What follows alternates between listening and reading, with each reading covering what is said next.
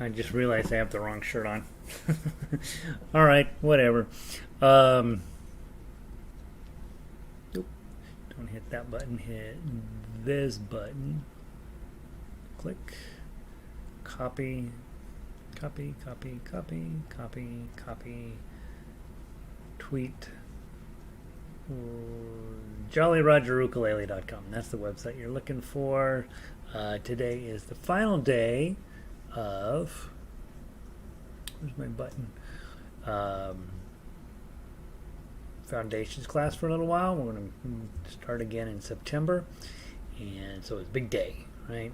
This is the day that you're taking foundations, you're moving on to book 2. Or you're hanging out for a month and then you're coming back to redo book 1. Doesn't matter. Whatever you're doing is the right thing. That's the thing to remember. All right, let me make sure the link works properly, and then we will slide on into some stuff today. Book 5. Friday opens up. Should say final lesson. Yay! All right, so there's that. Let me put it on Twitter real quick. HTTPS colons. This is my way. / JollyRogerUkulele.com. Patience. Click here, and the link or the photo. Tweet. Find out who the heck is making my notifications go off. Okay, and close that. And here we are. All right, so today, guys, if you have any songs you want to play out of book 1, let me know. Otherwise, I will pick the songs. And so over here in the chat bar, is this over here or over here for you guys? I don't know which way is which. I think it's backwards. I think chat bar's over here for me, and I think it's over there for you. If you're logged in, let me know what songs you want to play today, and we'll do it. Otherwise, we'll pick the ones I like. Today, we are wrapping up for good foundations. Well, not for good, till September. And guys, if you are not on the email list, please stop by Jolly Roger Ukulele. Over on the upper right hand side, there's a join our email list. I haven't sent out an email in about 6 weeks, and I'm going to this weekend to update you on when and where and the changes to the schedule. I think for the next month we'll have a little bit of a minimal schedule generally online while I do some writing for a couple of the orchestras, and then as we get into September, then it will figure out what I can and can't do based on my class schedule. So I think I know what I'm doing, but I don't want to. I have to take school seriously, so that's what I'm doing. Vic is in. Sound is good. Breezy up in Eugene. 74 and sunny up in Rockaway Beach, Oregon. Our Oregonians are the first ones in. Good to see both of you. Thanks for being here. Let's go take a look at our playlist. Yesterday, we sort of wrapped up the big thoughts, I think, on why we play Frere Jacques, why we play Make a Better Bar Worksheet. Why that key of C arpeggio is so important to me, because it is going to be a thing.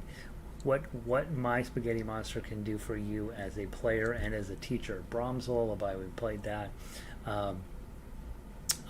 And so the rest of these songs here are all sort of designed to just continue to get you more experience in a few different keys, a few different chords show up. Let's go ahead and start with La Cucaracha. Let's get that one done first. That one's the one where we worked on that with arpeggio or staccato picking. In other words, we're not trying to make our ukulele sound soft and beautiful and pretty. We're trying to make it sound like a cockroach, and who's missing a leg, by the way. And despite how lovely she is, we keep sweeping her out of the front door, and she keeps dancing. So that's what we're going to be working on first. Hey, Diane. Hot down in Pueblo. You're welcome, Diane. It is hot. I was out earlier, and I was over at the studio, and I was sitting there, and I thought, I don't like this at all. I'm just going to go home. And so I've been sitting in the house here, 91 degrees outside. I could tell it was just brutal. And I guess 91 is not brutal, but it is definitely unpleasant. So probably even hotter for you down there in Pueblo, Diane. So glad you guys are here. La Cucaracha is what I want to do. Remember, staccato. Nothing on the sheet music tells you that you should play staccato. You can absolutely play this in our regular way, which would be...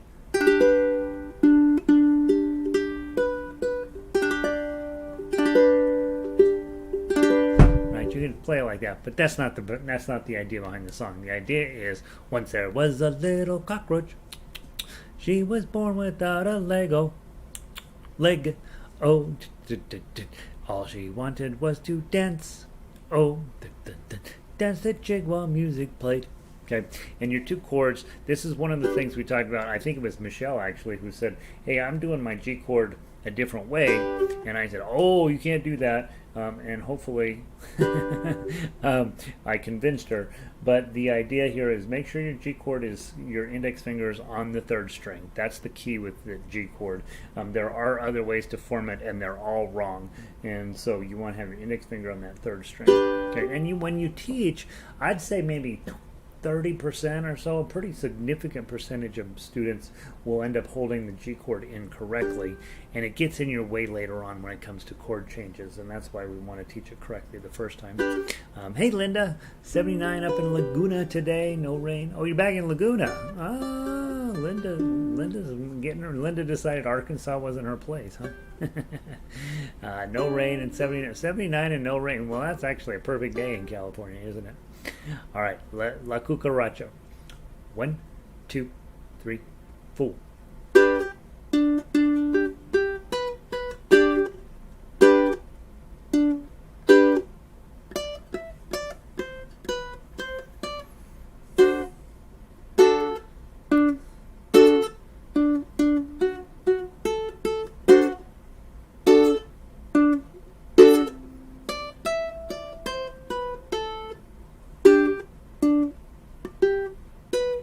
To the top.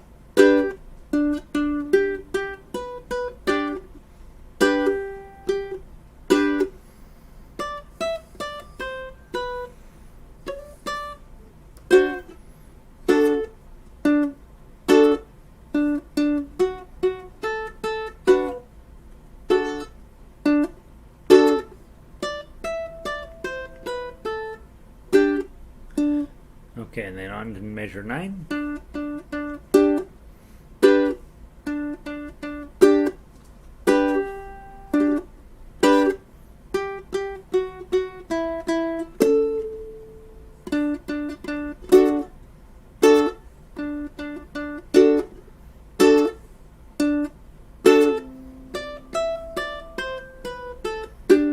Back to 9.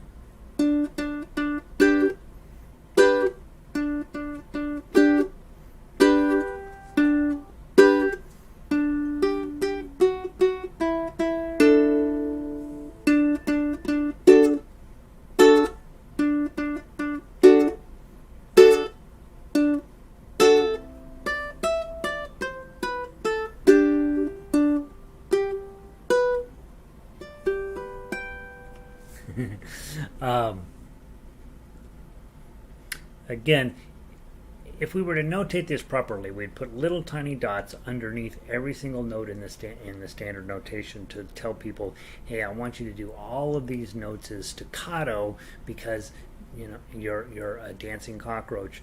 But on this paper, I just tell you, it's not really the notation I'm worried about because it doesn't come up that often in ukulele. In ukulele, there are times when we'll play staccato notes, but not very often. And the nice part about it is, and usually when you're new to ukulele, you're like, I don't really like playing like that. It doesn't sound as pretty as when I play it, the other way. And the idea there is that just because you can play beautiful 99% of the time doesn't mean that 1% of the time you shouldn't play something a little bit dramatic, and so I think that's the one. Hey Sandy, welcome in. Nancy's in. 82, overcast and rainy in Florida, Sunshine State. I think Colorado's the Sunshine State, Nancy. I'm going to fight you on that.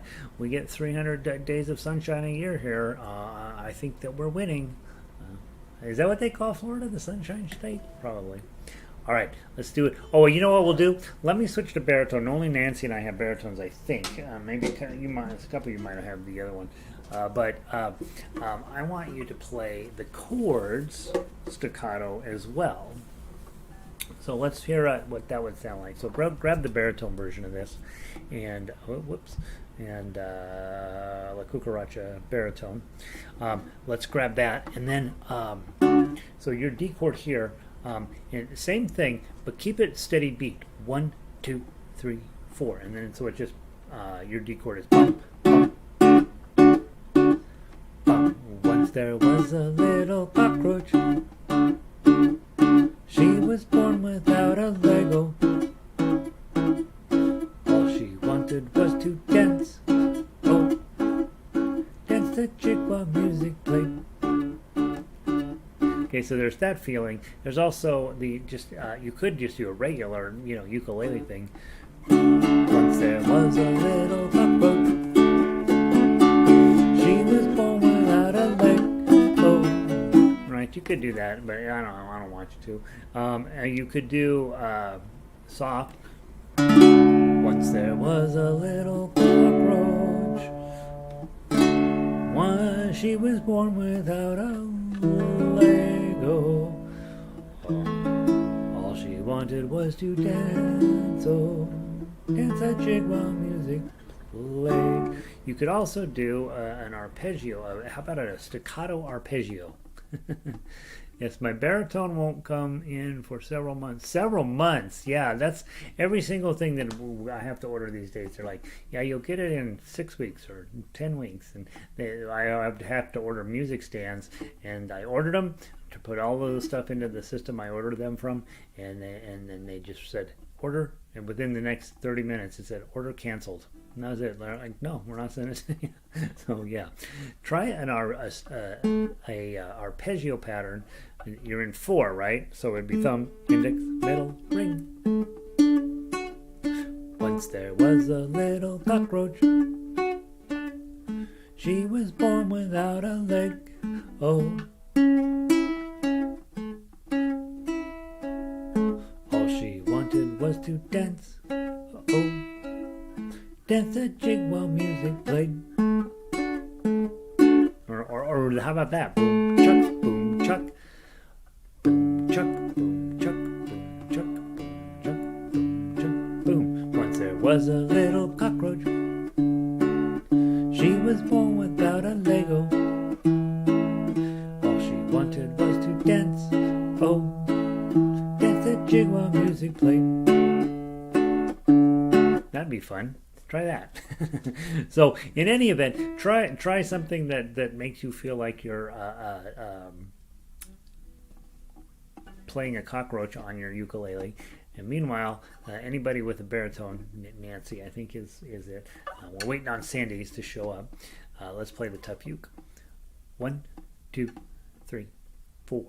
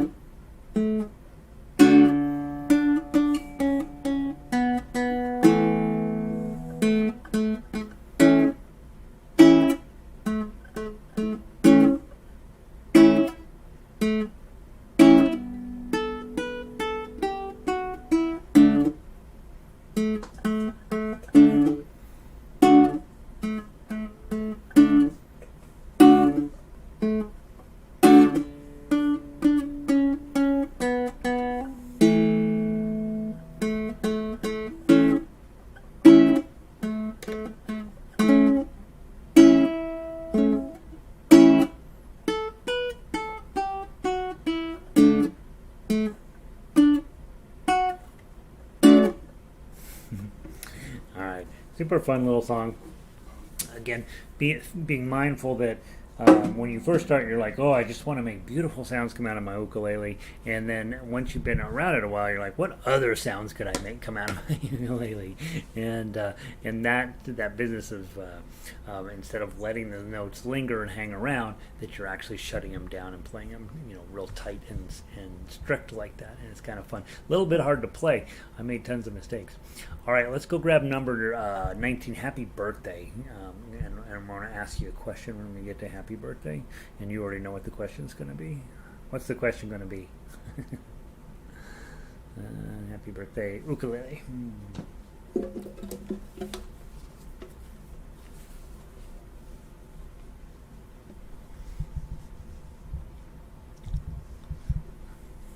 What's the question? The question is, could you play this without the paper if you were just playing the chords? Okay, so close your eyes if you can. If you can't, you have to look. Here we go. 1, 2. Happy birthday to you. Happy birthday to you. Happy birthday, dear Joe Schmo. Happy birthday to you. That's the question. Can you do it without the paper? Because this is one of the very few songs that we teach that you probably really are going to play it for somebody at some point, right? And so just having it memorized where you don't have to go look up the sheet music is really, I think, a pretty valuable idea. G, D7, G, D7, C, right? G, D7, G, D7, C, G, D7, G. And so the C is the right? That's your moment to let that fermata ring out. Let's play the melody from the top. 1, 2. Whoops, I just said melody and then I played tough uke. From the top, just the melody. 1, 2.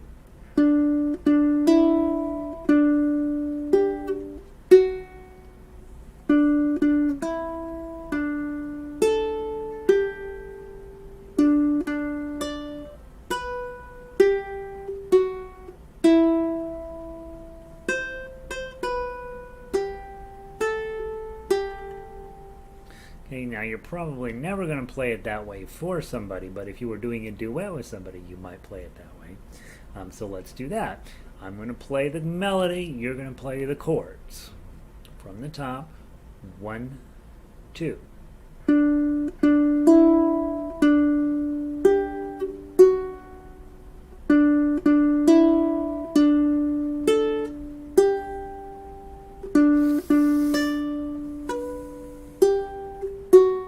Hold it, and then let me go first.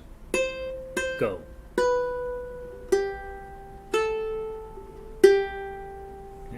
Now, let's do the opposite. I'm going to sing the numbers. You're going to play the melody. I'm going to play the chords. Ready? 1, 2. 2, 2, 0, 2, 3, 2. 2, 2, 0, 2, 0, 3. 2, 2, 5, 2, 3, 2. And then you go first. 3, 3, 2, 3, 0, 3. Yes, and now we've just played an ensemble arrangement. Ensemble arrangement, you're officially in an orchestra. You're my duet partner. We probably sounded absolutely fabulous. Now you know this. When I say every single piece of paper on the website, you can play it in 4 different ways. But you can see right off the bat there's 3 ways. What's the 4th way? As a duet. Every single page is designed to be treated that way as well. And what will happen, what I find very, very cute is when I am working with my orchestral students, and of course they've been around a while and they're getting pretty good. They say, well, that's kind of boring. If you play melody and I play chords, that's kind of boring. And I'm like, is it? or are you boring? Right? So the question is, hey, if I'm going to play the melody doesn't change no matter what song we grab. It's all the melody's the melody. But the chords, what you do with the chords is where the interesting fact is, and that's true on big old fancy full-blown symphonies. The melody's still the melody. It's a straight line issue. It doesn't ever change. It's very easy and predictable, and usually stays very solid. It's the accompaniment of where the fascinating things happen, and that is true as when you're studying the history of music, and they're like, okay, in the 13th century, polyphony began to become a thing, and when they're studying, the Gregorian chants or the early organ music and that kind of stuff, and even early lute music. Initially, lutes were played just one note at a time, and then they figured out, wait a minute, I can play a chord, and then I can play multiple melodies at the same time, and all of a sudden you really have something. So when you're sitting down and you're getting ready to do a duet, the melody person is stuck with the melody, but the person playing the chords has a whole litany of choices, and that's why we spend a little bit of time really talking about your right hand so that you'll try different things. Pam says, phew, last day of the week, finally made it. Love the new shirt. Yeah, I forgot to put on the Jolly Roger shirt. I didn't mean to do this, but this is back in the day, 12 years ago or something, this movie came out, and they brought it to Denver to do they wanted to show us the rough cut so they could show us what the final cut would be, and for going to that, we all got a t-shirt. I don't remember if we had to pay for the t-shirt or not, but that was a long time ago. All right, Tough Uke, happy birthday. Here's your moment. Okay, 1, 2.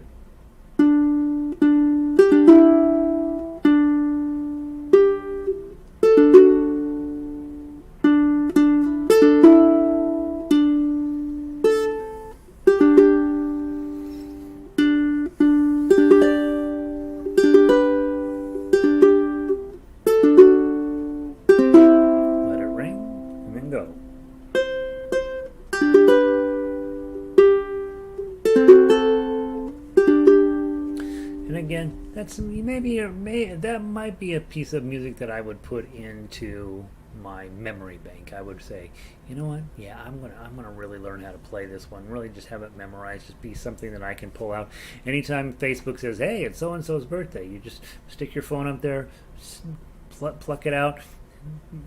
Cut off the beginning and the end and post it on their Facebook feed, and they're going to think that's amazing. They're just going to be just delighted that you did that for them.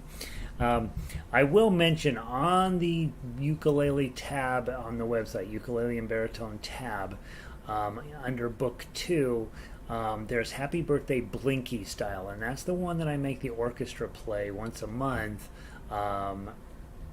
Here in Denver, it's in 4/4 time, and it's quite a bit different than you're used to hearing it.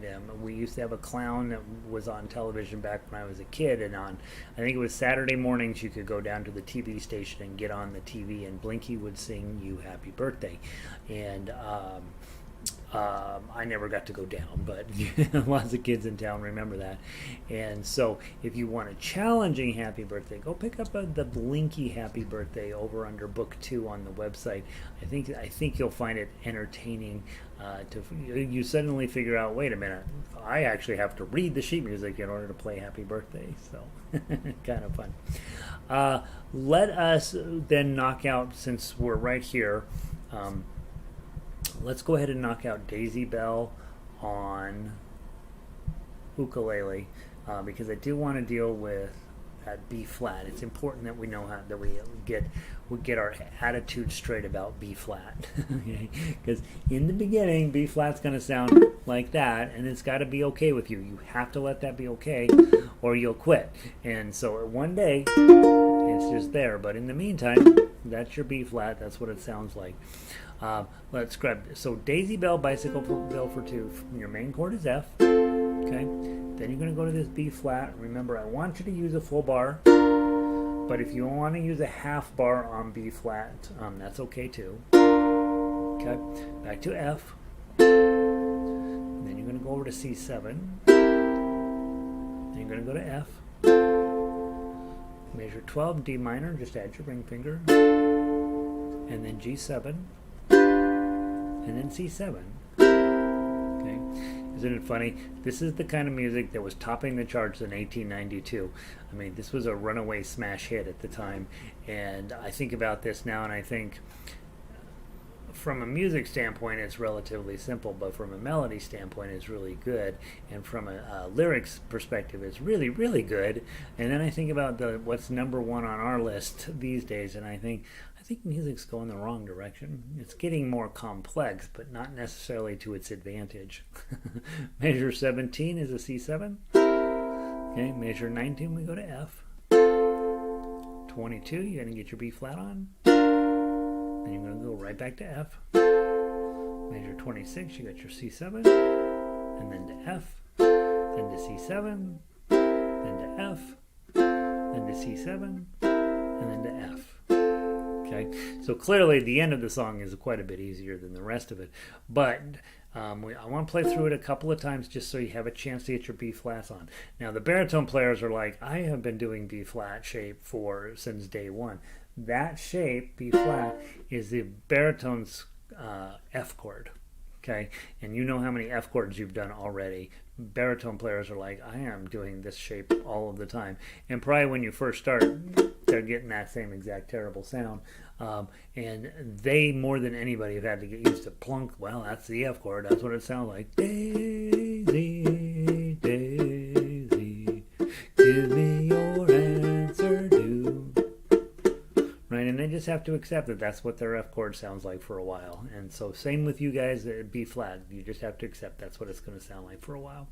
From the top, I'm going to sing. Oh, sorry. 1, 2, 3, 4. Daisy, Daisy, give me your answer due.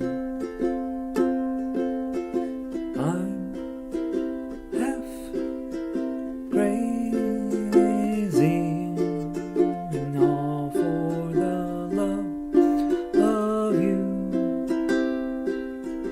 It won't be a stylish marriage. 3, 1, 2.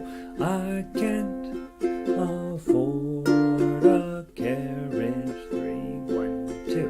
But you'll look sweet upon the seat of a bicycle built for two.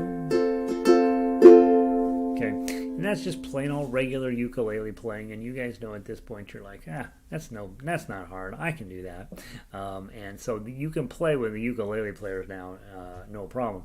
My job is to talk you into starting to come to book 2, where we take you from that kind of playing into a much more sophisticated approach to the instrument.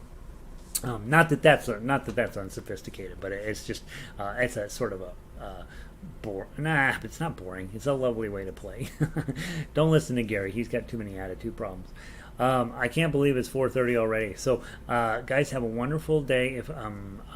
Come to book 2. We're working on that Beethoven piece. We're just going to play it through both on ukulele and baritone today, and it's going to be amazing. If nothing else, come and play through the chords. Come and play through the melody. One of the two, and I think you'll be really pleased with what's coming out of your instrument.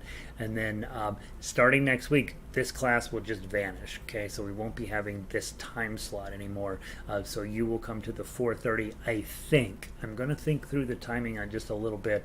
I may condense everything down into 1 hour rather than an hour and a half. So is that right? I'm going to condense everything down into a half. I may condense things down. So we'll look for an email this weekend. It'll give you some update with what the schedule's going to look like for August. And, of course, then it'll change again toward the end of August going into September as I get started with school. So thank you guys for being here. Congratulations. You've made it through to the end of the Foundation series. if you're still feeling like, gosh, I don't know if I'm still feeling really dicey about all of this stuff, look to September when we start up the foundations class again. There is no shame in taking foundations class 10 times. Marcia took it 9 times in person just because she liked the class. So, but there's no shame at all in taking it 2, 3, 4 times. And so, if you're still feeling like you're struggling, come take it again in September. Go play back through the lessons on the website and all that stuff. But definitely have the bravery and the courage just to show up to book 2, because I bet you anything you'll be surprised how well you can play. All right, I'm going to pull the plug, and then I will see all y'all in book 2, or I will see you down the road. Peace.